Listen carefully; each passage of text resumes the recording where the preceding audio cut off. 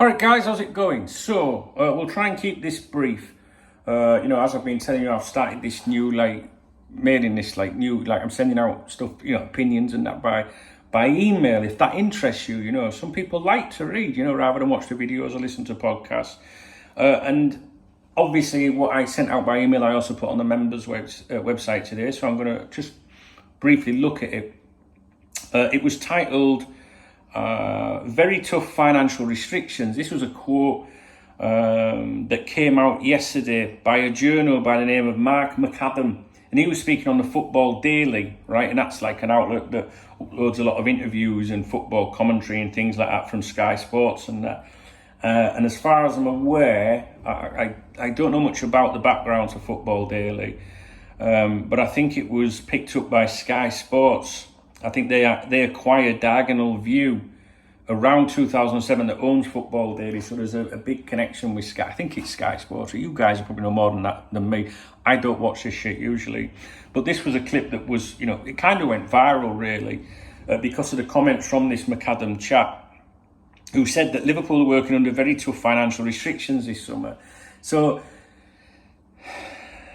that obviously is, more fuel added to the FSG out fire, if you like, because of that. Like, people spent all night really last night going, what sort of thing, which you'd expect.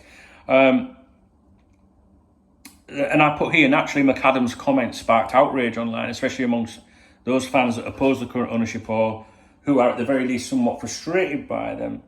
And I've put, as much as I would prefer a change of ownership, as I feel they've taken us as far as they can, I don't use anything and everything to have a pop at them. I will criticise when it's justified, and I will offer praise when I think it's deserved. I try to be fair. Should we be alarmed by what McAdam said?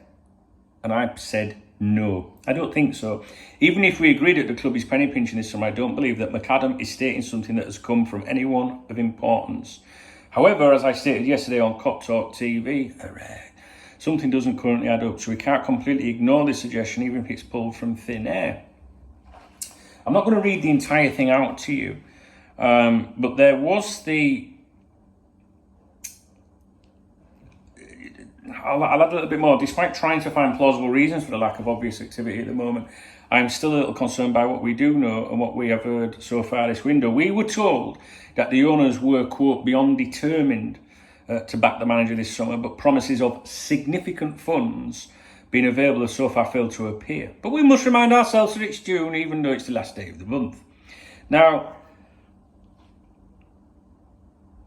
even though Mark McAdam is not someone I'd lose much sleep over, his words do fall into my theory that something has changed.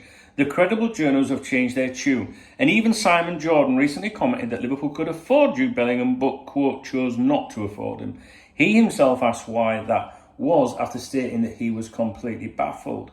This is a really long, email that I sent out to people, and like I say, it's on the VIP members website, obviously. But what I'm trying to say here is, I know a lot of you were concerned and up in arms by these comments, very tough financial restrictions, and as much as them kind of comments fall into what some of us want to use against the ownership, I can't pay much attention to this gentleman because I don't believe anyone's actually said that to him. I think he's just making an assumption, and because that assumption falls into what some of us will use against the ownership, it becomes believable. Does that make sense? We end up wanting to believe because it goes along with our narrative, so I don't think that you should be too alarmed by Mark McAdam's comments, to be honest with you. But that doesn't mean that what he's saying is wrong. I think I finished with that at the end.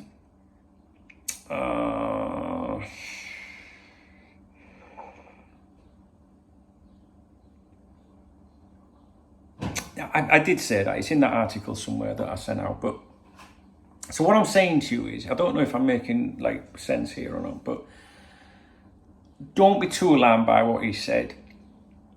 But at the same time, it does fall into what many of us are thinking, where is this significant investment and stuff like that.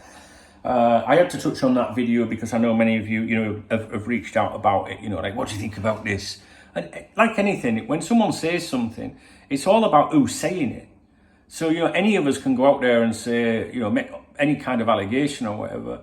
You know, when people say things to me, you know people from at different levels, right? That's what I've, you know, over the years that I've done this, you build up a network of so-called sources. I prefer to call them friends. And there are certain ones when they say something that you're like, fucking hell, that's in, you know what I mean? And then there's some that are a little bit, you know, and you think, that's interesting, they've heard something, but it's maybe not spot on. And one thing you've got to be careful of, especially on social media, and I have many friends on social media, but I also know that many of them are so desperate for something to happen, i.e. the owners sell and leave, that they will say a lot of things that they so desperately want to happen, and it might not be true. Does that make sense? I'm not knocking anyone. It's just you've got to be careful with who's saying what. And that's what this video is about, who's saying what. And the guy that was saying this, I wouldn't pay too much attention to that. I think he's just going along with what's been said and forming that opinion. So there you go. And it hasn't done him any harm, has it, in terms of creating awareness as to who he is? Because before yesterday, I'd never heard of him. But I think a few people will have followed him now on social media. I'm not saying that's why he did that, but it won't have done him any harm having a controversial opinion. I hope I've explained myself in this video. It's only June. It's the last day of fucking June. It's only June, but we shall wait and see. We'll have to wait and see. Things don't add up to me at the minute, but there you go. Let's just see. I mean, if they sign this player, then great. But I would suddenly just go, oh, lovely, we've signed McAllister and Dom. How great, how fantastic is that? So please thumbs up the video if you enjoyed it. Please leave me a comment. Hit the love heart if you want to buy me a drink. The weekend is here. And read the video description later because I'll be adding some new information in there. And if you have hit that love heart, it's imperative, it's really important to me that your name is in the video description.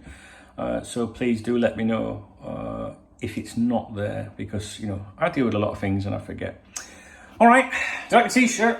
Marko.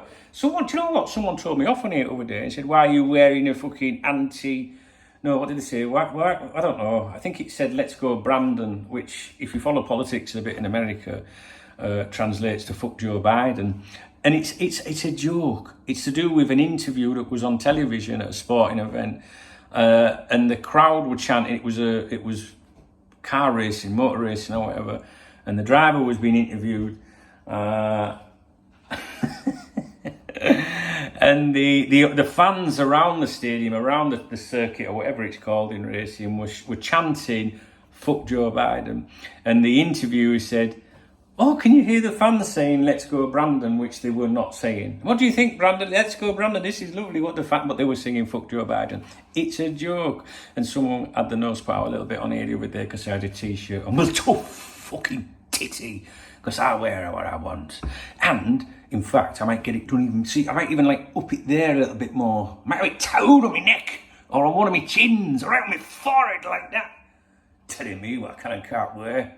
I have to wear what fits.